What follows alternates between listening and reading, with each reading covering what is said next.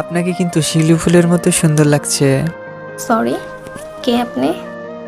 আমি মেঘরাজ, মেঘের রাজ্যে থাকি। মেঘে মেঘে ভেসে বেড়াই, যখন তখন বৃষ্টি নামায়, আঁকাবাঁকা অলিগলি মেঠো পথ ভেজায়। মেঘের ডানায় ভর করে এইমাত্রই পৃথিবীতে নেমে এলাম। ও তাই? তা আমার কাছে কি চান? আমি আসলে একজন বৃষ্টিবিলাসী খুঁজছিলাম, প্রকৃত বৃষ্টিবিলাসী। পৃথিবীর কঠিন ও জটিল বায়ুমণ্ডলীয় চাপে ভারী হয়ে আমি যখন বৃষ্টি হয়ে নেমে আসবো, তখন কোনো এক মেঘবালিকা আমার কোমল ছোঁয়ায় শিহরণ জাগিয়ে স্পর্শের বিশাল নেটওয়ার্ক বানাবে। আপনি কি করে বুঝলেন আমি বৃষ্টি বিলাসী? দেখলেই বোঝা যায়। পরনে লাল পাড় সাদা শাড়ি, ডাগর ডাগর চোখে কাজলের প্রলেপ, ললাটে আটকানো কালো টিপের নকশা, আর খোপায় বেলি ফুলের অস্তিত্ব যেন অনেকটাই পরিপূর্ণ শিউলি ফুলের ন্যায়। আর শিউলি ফুলেরা প্রচণ্ড বর্ষাপ্রেমী হয়, বর্ষা এলেই নিজেকে ভেজানোর মিছিলে বিলিয়ে দেয়। তাই বুঝে? হতাম যদি শ্বেতখামের মুদ্রণ, চিঠি হয়ে পৌঁছে যেতাম তোমার ঠিকানায়। আচ্ছা, কেউ কি আপনাকে কখনো চিঠি লিখেছে? না। কেন, আপনার প্রেমিক নেই? আপনাকে কেন বলবো? বলতেই পারেন, একজন নিখুঁত ও সুদর্শন কবি যে আপনার সামনে দাঁড়িয়ে আছে। আপনি নিখুঁত ও সুদর্শন? হ্যাঁ, অবশ্যই। পরনে নীল পাঞ্জাবি, উপরে খাকি চাদর, মাথায় উস্কো উস্কো কালো কেশ, আর পকেটটা শূন্য। হলাম না নিখুঁত ও সুদর্শন? এত সুন্দর করে হাসবেন না। কবি প্রেমে পড়ে যেতে পারে যখন তখন, ঘাসফুল হাতে প্রেম নিবেদনে আসক্ত হতে পারে এক্ষুনি। গাছফুল দিয়ে কেউ কাউকে প্রপোজ করে? করা যেতেই পারে। বেচারা আজীবন মানুষের পদতলে পিষ্ট হয় বলে কেউ তো সৌন্দর্য দেখতেই পায় না। আমি মানুষ হয়ে জন্ম না নিলে ঘাস হয়ে জন্মাতাম, কখনো মধুকুপি, কখনো শ্যামা, আবার কখনো বথুয়া হয়ে। জানেন তো, ঘাস দেবীর পূজায় সমর্পণ করা হয়, অর্থাৎ শ্রদ্ধা নিবেদনের বিশেষ প্রতীকী। হুম। আপনার খোপার বেলি ফুলগুলোর সুবাস কিন্তু আমার রক্ত চলাচল বাড়িয়ে দিচ্ছে। অবশ্য সবটা আমার জন্যই। মানে? ফুলগুলোকে তো আমিই ফোটালাম। আমি না থাকলে পৃথিবীর কোনো বেলি ফুলই আর ফুটতো না। তাই নাকি? হ্যাঁ, অবশ্যই। তবে শুনুন, আমি একদিন শিউলি ফুলের মালা হাতে একটি বেলি বৃক্ষের সামনে দিয়ে যাচ্ছিলাম। হঠাৎ আমাকে দেখে বলল, শিউলি ফুলকে নাকি তার খুব পছন্দ হয়েছে, তাকে বিয়ে করতে চায়। একজন সহৃদয়বান কবি হওয়ার দরুন কারো আকাঙ্ক্ষা পূরণ করা আমার অন্যতম কর্তব্য। তাই তাকে এক প্রকার প্রতিশ্রুতি দিয়ে বলেছিলাম, তুমি বরের বসে থেকো, কাল শিউলিকে বউ সাজিয়ে নিয়ে আসবো। তাই? তারপর? তারপর হঠাৎ আকাশ থেকে বার্তা আসলো, পৃথিবীর সমস্ত বৃষ্টিবিলাসীরা নাকি আমার সংস্পর্শে সিক্ত হতে চায়। আকাশের কথা তো আর ফেলতে পারি না, তাই মেঘরূপ ধারণ করে শ্রাবণের প্রবল ধারায় মাটিতে আশ্রে পড়লাম। ওদিকে বেচারা বেলি বরের বেশে আমার জন্য প্রতীক্ষার পর্ষা সাজিয়ে বসেছিল। যথাসময়ে উপস্থিত না হতে পারায় সে ফোন করেই বসলো, আর কোনোদিন নাকি ফুল হয়ে ফুটবে না, কোনো রমণের খোপার মালাও হবে না। কি আশ্চর্য, আপনি বলুন, বেলি ফুল ব্যতীত সুবাস ও সৌন্দর্য কি কল্পনা করা সম্ভব? তাই খানিকটা বাধ্য হয়েই তাৎক্ষণিক তাকে চিঠি লিখলাম। বললাম, আকাশের কাছে আটকে গিয়েছি, মুক্তি পেয়ে শিউলির সাথে তোমার বিয়ে দেব।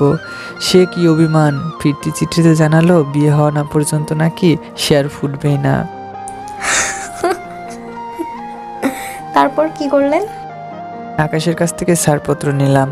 এরপর পৃথিবীতে এসে শিউলিকে কোনো মতো রাজি করিয়ে বেলির সাথে বিয়ে দিয়ে দিলাম। ব্যাস, তারপর থেকে আবার সমস্ত বেলি বৃক্ষে করে আসতে শুরু করলো, আর তারপর ফুল, পরবর্তীতে সেটা মালা হয় আপনার খোপায়। বাহ, আপনি তো বেশ সুন্দর গল্প বলতে পারেন। এটা গল্প নয়, সত্যি। আপনি চাইলে আপনার খোপায় আটকানো বেলি ফুলকে জিজ্ঞেস করতে পারেন। এই তো কিছুদিন আগে ওদের যমজ ছেলে মেয়েও হলো। আমাকে আবার নাম রাখার দায়িত্ব দিয়েছে। অবশ্য আমিও নাম ঠিক করে ফেলেছি। একটার নাম বিলীশ্বরী, আর একটার নাম শিউলিনাথ। সুন্দর হয়েছে না? হ্যাঁ, অনেক সুন্দর হয়েছে। তুমি হাসলে মুক্ত ঝরে মুখে, তুমি বললে গোধূলিরা থমকে দাঁড়ায় সুখে, তুমি গাইলে পাখিরা ফিরে আসে নীরে, তুমি কাঁদলে আমি থমকে দাঁড়াই ধীরে। তাই? আপনার জন্য ছোট্ট একটা উপহার এনেছি। আমার জন্য? কই দেখি। এই যে, ডানা দুইটা ধরুন সাবধানে। ওয়াও, ঘাস ফড়িং। দিন। এবার ওকে মুক্ত করে দিন। কেন? যে ডানা মেলে উঠতে চায় তাকে ওড়ার স্বাধীনতা দিতে হয়। যদি সে ফিরে আসে তবে সে আপনার, সারা জীবনের জন্যই আপনার। তবে মুক্ত করে দিলাম। দেখেছেন মুক্ত হয়ে কি সুন্দর উড়ে বেড়াচ্ছে। আসলে অনেক সুন্দর লাগছে। বন্যেরা বনে সুন্দর, শিশুরা মাতৃ করে। তবে ফুল কাছে না থেকে বাজারে বিক্রি হয় কেন? সেটার জন্যই তো মানুষও জন্মাতে চায়নি। নির্দয় মানুষ হওয়ার চেয়ে ঘাস ফুল হয়ে সবার পদতলে পিষ্ট হওয়া শ্রেয়। আপনি আসলে কে বলুন তো? আমি রবীন্দ্রনাথের লেখা প্রথম প্রেমিক, আমি নজরুলের দেখা প্রথম সৈনিক, আমি জীবনানন্দের আটকে থাকা কবিতা, আমি হুমায়ুনের লিখতে থাকা রচনা, আমি কামরুলের স্বপ্নে আঁকা আলপনা। আপনার ঠিকানা? কবিদের নির্দিষ্ট কোনো ঠিকানা থাকে না, তারা যেখানে যায় সেখানেই তাদের ঠিকানা। কবিদের নিজেদের বলতে কি কিছুই হয় না? হ্যাঁ হয়তো, তারা যেখানে দাঁড়িয়ে থাকে তার মাথার উপরে আকাশটুকু শুধুই তাদের। আমার মাথার উপরে আকাশটাকে দেখুন, অতটুকু শুধুই এখন আমার। ও তাই। চলুন ওদিকটায় যাই, ওখানে বাতাসের গন্ধ নেওয়া যাবে। কথাগুলো কঠিন করে বলতেই বেশি ভালো লাগে, তাই না? সহজ কথা বলতে কও সহজে, সহজ কথা যায় না বলো সহজে। আমি নির্বাক। তোমাকে মুগ্ধ করতেই আমার এই পৃথিবীতে ফিরে আসা। এই দেখুন দেখুন, ও আবার ফিরে আসছে, আমার কাঁধের উপর বসেছে। এখন থেকে ওটা আপনার। এত সুন্দর উপহার দেওয়ার জন্য ধন্যবাদ আপনাকে। আচ্ছা, যদি আবারও মেঘ হয়ে ধুলোর পৃথিবীতে ফিরে আসি তবে ভিজবে কি, মেলবে কি অদৃশ্য ডানা? যদি হঠাৎ বৃষ্টি থেমে যায়? তবে রংধনু হব, রাঙিয়ে দেবো হলুদ, লাল আর নীলে।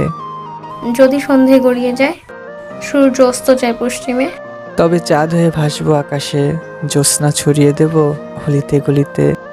যদি অমাবস্যা নামে, আন্ধার হয় চারিদিকে?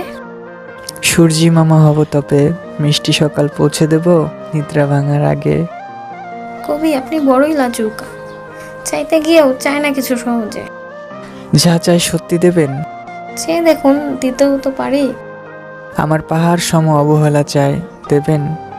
সবাই তো ভালোবাসা চায়, আর আপনি অবহেলা চাচ্ছেন? আমি বিষাদের কবি, সুখ ছেড়ে দুঃখ পুষি, আমি পুষ্পের বদলে কাটা নেব, হাসির বদলে নেব দুঃখ, দেবেন আমায়? আর যদি ভালোবাসা দেই? হাসছেন কেন? আমার তো অবহেলা প্রয়োজন। আমি দিতে পারবো না। যদি প্রশ্ন করি কেন? তবে বলবো আমার কাছে ভালোবাসা ছাড়া আর কিছুই নেই। তবে ওটাই দিন। আপনার না অবহেলা দরকার? আপনার নিউরনের প্রতিটা সেলে পূর্বাভাসের বার্তা বড্ডই দুর্বল। মানে? ওই 4টি অক্ষর মানেই তো অবহেলা। তারপরেও আমরা কেন ভালোবাসি? সেটা পরখ করার জন্যই তো একজন প্রকৃত বৃষ্টিবিলাসী খুঁজছিলাম। আমি সেটা পেয়ে গিয়েছি। মেয়েটা অবাক চোখে তাকিয়ে দেখে আমায়। তাৎক্ষণিক ভূমি হতে ঘাস ফুল ছিঁড়ে হাঁটু গেড়ে বসে বললাম, মোর পিয়া হবে সোরানি, কদমবিহীন বর্ষায় এনে দেব কৃষ্ণচূড়া। সে মৃদু হাসি দিয়ে ফুলগুলো নিতে নিতে বলে, তোমার প্রিয়া হলাম তবে সখা, প্রতীক্ষা এবার কদমবিহীন বর্ষার।